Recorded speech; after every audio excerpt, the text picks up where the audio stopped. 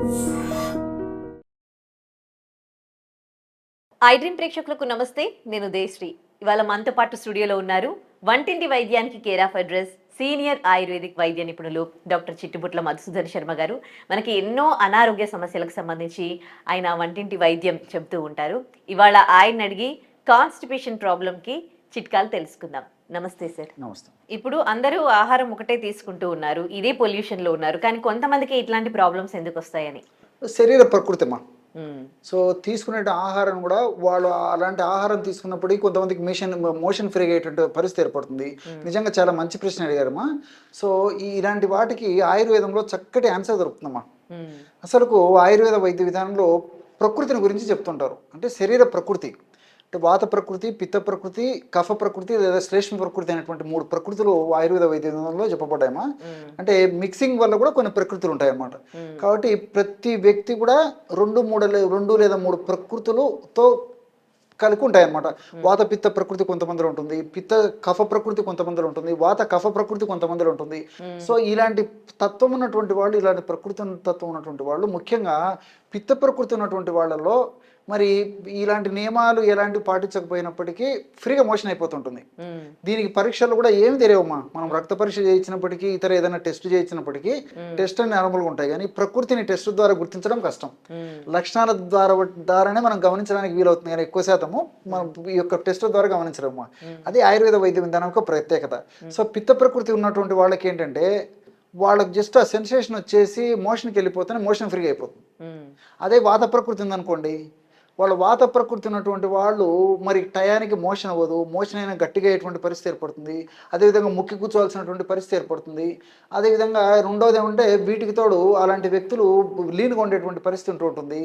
దీనికి తోడు శరీరం కూడా సృష్టించిపోయినటువంటి పరిస్థితి ఏర్పడుతుంటుంది.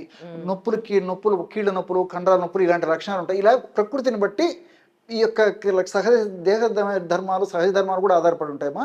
కాబట్టి కొంతమందికి ప్రకృతితో సంబంధం లేకుండా వీళ్ళు తీసుకునే ఆహార విధానాల వల్ల కూడా ఈ యొక్క లక్షణాలు మార్పులు కలుగుతుంటాయమ్మా. ఓకే. ఇప్పుడు కాన్స్టిపేషన్ కి సంబంధించి తీసుకుంటే కొంతమంది ఇంకా బాత్రూంలోకి వెళ్తే గంటలు బాత్రూంలోనే ఉంటారు, చాలా ఇబ్బంది పడుతూ ఉంటారు. కొంతమందికి ఏమో పొద్దున్న లేవగానే కాన్స్టిపేషన్ అనేది అయిపోతూ ఉంటుంది. సో కానీ ఇట్లా గంటలు కష్టపడే వాళ్ళు, అరే మాకు మళ్ళీ దీనివల్ల ఇబ్బంది అవుతుందని కూడా వాళ్ళకు తెలీదు. సో అసలు అట్లా అవ్వడానికి రీజన్ ఏంటి? వాళ్ళకి ఎట్లాంటి రెమెడీస్ మీరు చెప్తారు? ఓకేమ్మా. అసలుకు కాల విరేచనం ఆరోగ్యకరణం శ్రేష్టం అని చెప్పి చెప్తుంది ఆయుర్వేద వైద్య విధానం. సో ఇంతకుముందు మీరు చెప్పినట్లు దేహ ధర్మాల్లో భాగంగా, శరీర ధర్మాల్లో భాగంగా మన దేహంలో తయారైనటువంటి ఈ మల పదార్థం ఏదైతే ఉందో అది కాల విరేచనం అంటే ఉదయం పూట మోషన్ రూపంలో ముక్కకుండా మూరవకుండా సహజసిద్ధంగా బయటికి విసర్జింపబడాలన్నమాట. అది ఆరోగ్యవంత లక్షణం. కానీ ఈ రోజుల్లో మరి మనం వెతికినా కానీ అలాంటి వ్యక్తులు కనపడడం చాలా అరుదమ్మా. సో దీనికి సవాలక్ష కారణాలు. వీళ్ళు ఏం చేస్తారంటే విపరీతంగా పొద్దున పూట నీళ్లు తాగడము, అదేవిధంగా పరిగెత్తడము, వాక్ చేయడము, తర్వాత బాత్రూంలో లెట్రిన్లో పోయిన తర్వాత ముక్కడము, మూలగడము, రకరకాల ప్రయత్నాలు చేస్తుంటారు అన్నమాట. అయినా కదలదు, కొద్దిగా వచ్చేస్తుంది, ఆగిపోతుంది, మళ్ళీ గట్టి ప్రయత్నం చేస్తారు. దీనివల్ల కొద్దిగా మలం బయటికి విసర్జించినప్పటికీ లోపల మేళ మిగిలిపోతుంది. దీనివల్ల పైల్స్, ఫిషర్స్, ఫిస్టులాసు, హెర్నియాసు ఇలాంటి ఎన్నో రకాల సమస్యలు వస్తుంటాయమ్మా. కాబట్టి అంటే సహజ సిద్ధమైనటువంటి ధర్మము దేహంలో సహజమైనటువంటి ప్రక్రియలే కాబట్టి సహజంగానే రావాలమ్మా. సో అలా రావాలంటే మరి ఆహార పరంగా ఫైబర్ ఫుడ్ బాగా తీసుకోవాలి, నీళ్లు బాగా తాగుతుండాలి. ఇంతకుముందు నేను చెప్పినట్టు వేళకు ఆహారం భుజిస్తుండాలి, టయానికి రెస్ట్ తీసుకుంటుండాలి. ఇలాంటి చిన్న జాగ్రత్తలు తీసుకోవడం వల్ల ఎక్కువ శాతం మందిలో సహజసిద్ధంగానే మోషన్ వచ్చేటువంటి పరిస్థితి ఏర్పడుతుందమ్మా. కొంతమంది జీన్స్ పరంగా కూడా ఇట్లాంటి కాన్స్టిపేషన్ ప్రాబ్లం ఉంటుందా సార్? ఎస్ అమ్మా. కొంతమందిలో వీళ్ళు ఎన్ని జాగ్రత్తలు తీసుకున్నప్పటికీ పాపం విపరీతంగా ఫైబర్ ఫుడ్ తీసుకుంటుంటారు, నీళ్ళు ఎక్కువ తాగుతుంటారు, ఫ్రూట్స్ తీసుకుంటుంటారు.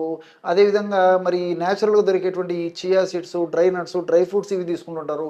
ఎన్ని చేసినప్పటికీ, ఎన్ని జాగ్రత్తలు తీసుకున్నప్పటికీ ప్రేవులలో చర్ణశక్తి సరిగ్గా లేకపోవడం చేత ప్రేవుల్లో కొన్ని రకాల ఎంజైమ్స్ మరి జెనెటిక్గానే ఎంజైమ్స్ల ఉత్పత్తులు హెచ్చుతగ్గులు కావడం చేత ప్రేవుల కదలికలు ఆశించిన స్థాయిలో ఉండకపోవడం చేత మలం గట్టిపడేసేసి వాళ్ళకు జరుగుతుంటుందమ్మా.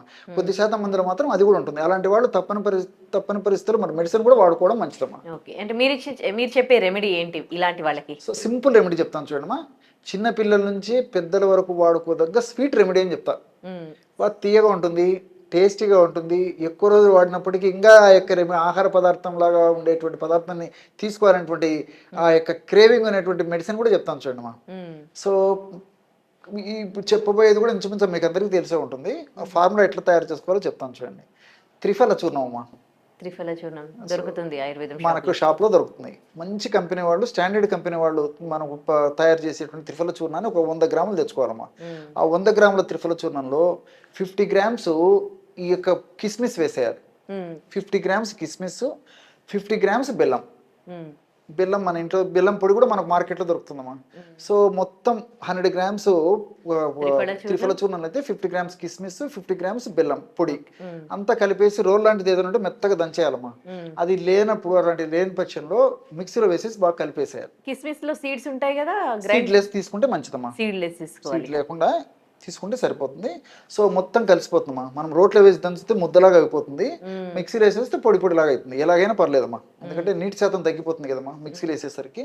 సో ఎలాగైనా పర్లేదు. ఆ విధంగా తయారు చేసుకున్న పదార్థాన్ని ఒక గాసీసాలో నిల్వ ఉంచుకొని రోజు రాత్రి పూట 1/2 టీ స్పూన్ యొక్క పౌడర్ని ఒక 50 లేదా 100 ml నీళ్ళలో కలిపేసి తాగుతున్నారు. లేకపోతే గోరువెచ్చని పాలలో కలిపి కూడా తీసుకోవచ్చమ్మా. అన్నం తిన్నాక పడుకునేటప్పుడు. సో ఈ విధంగా చేయడం వల్ల ఉదయం పూట పేగుల సెన్సేషన్ వచ్చేసి మనకు మెలకు వచ్చేసి మోషన్కి వెళ్ళిపోతాం. మోషన్కి వెళ్ళిన తర్వాత కూడా మన ప్రమేయం లేకుండా, ప్రయత్నం లేకుండా సాఫ్ట్గా, స్మూత్గా, ఫ్రీగా, ఎలాంటి ఇబ్బంది లేకుండా ఒక్కసారి బయటకు వెళ్ళిపోతున్నామా. లోపల తయారైనటువంటి మల పదార్థం అంతా ఒక్కసారి బయటకు వెళ్ళిపోతుంది, క్షణంలోనే మోషన్ అయిపోతుంది. ఆ టెండెన్సీ కూడా వచ్చేస్తుంది అనమాట. సో కొన్నాళ్ళ పాటు రెగ్యులర్గా వాడుకోవడం వల్ల ఇది మనకి ఎలాంటి సైడ్ ఎఫెక్ట్స్ ఉండవు, అన్ని సైడ్ బెనిఫిట్స్ ఉంటాయి. రెండోది ఏమంటే ఈ యొక్క త్రిఫల అనేక రకాలైన వ్యాధులను కూడా తగ్గిస్తామా. కేవలం మోషన్ ఫ్రీగా చేయడమే కాకుండా త్రిఫల గుండె జబ్బులు రాకుండా, నరాల జబ్బులు రాకుండా ఉండేందుకు, జీర్ణాశయానికి సంబంధించిన జబ్బులు రాకుండా ఉండేందుకు, ఈ పైల్స్, ఫిషరు, ఫిష్లా ఇలాంటి సమస్యలు రాకుండా ఉండేందుకు ఈ విధంగా మల్టిపుల్గా ఈ యొక్క త్రిఫల పనిచేస్తుందమ్మా. అదేవిధంగా కిస్మిస్ అనేక రకాల పోషకాంశాలు ఉన్నాయి. అదేవిధంగా కొన్ని రకాలైనటువంటి కొన్ని రకాలైనటువంటి ఫైబరు, అట్లే కాల్షియము, ఐరన్, మెగ్నీషియము, ఫాస్ఫరస్ ఇలాంటి అనేక రకాల పోషకాంశాలు ఉన్నాయి. మంచి బాడీకి ఉపయోగపడే షుగర్స్ ఉన్నాయి. సో ఇవన్నీ కూడా ప్రత్యక్షంగా పరోక్షంగా మోషన్ ఫ్రీగా ఎందుకు ఉపయోగపడతాయమ్మా. మంచి శక్తిని కూడా కలగజేస్తాయి. అంతేకాకుండా ఈ యొక్క కిస్మిస్లో ఉన్నటువంటి రసాయన పదార్థాల యొక్క ప్రభావం చేత బ్రెయిన్ షార్ప్నెస్ కూడా పెరుగుతుందమ్మా, మెమరీ కూడా ఇంప్రూవ్ అవుతుంది అనమాట.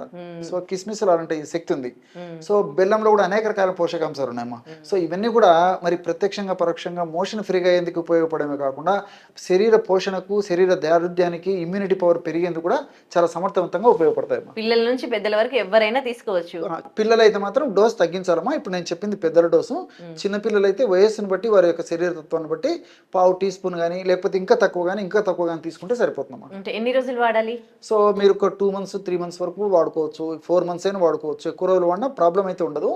కానీ ఇక్కడ కూడా మరి ఇవన్నీ నేను చెప్పేసరికి మీకు సందేహం వచ్చి ఉంటుంది, మరి పబ్లిక్ కూడా చాలా మందికి సందేహం వచ్చి ఉంటుందమ్మా, షుగర్ వ్యాధిగ్రస్తుల పరిస్థితి ఏంటని చెప్పి. అవును, దీంట్లో కిస్మిస్ వాడతాం, బెల్లం వాడతాం కదా. సో జనరల్ మీకు ఆ డౌట్ వచ్చి ఉంటుంది.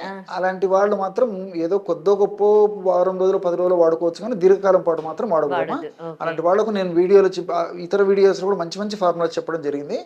అలాంటి వాళ్ళు ఎవరైనా కావాలంటే వేరే వీడియోస్ లో నేను చెప్పిన ఫార్ములాస్ వాడితే సరిపోతుందమ్మా. రైట్, చాలా చక్కటి పరిష్కారం చెప్పారండి ఈ కాన్స్టిపేషన్ ప్రాబ్లమ్ కి. Thank you sir. Okay. And for more videos, please subscribe to iDream channel. Subscribe to iDream Media. Please subscribe to iDream. Please subscribe to iDream. Please subscribe iDream. And please subscribe to iDream. For more videos, subscribe to iDream. please like, share and subscribe to the channel. Congratulations, iDream. Subscribe to iDream. Subscribe to iDream. So subscribe to iDream Media. iDream ki iDream team andarki huge congratulations. Please subscribe iDream Media. Please subscribe to iDream. Subscribe iDream. Please subscribe to iDream. iDream అంటే నా కళల channel subscribe చేసుకున్న నోరు తిరుగుతలేదు, మీరైతే గంట గుర్తు కొట్టండి. For more such videos, please subscribe to iDream. Subscribe to iDream. Please subscribe to iDream. Please subscribe iDream Media. Please do subscribe to iDream. Please subscribe to iDream Media. For best entertainment and information, please subscribe iDream. And don't forget to subscribe to iDream.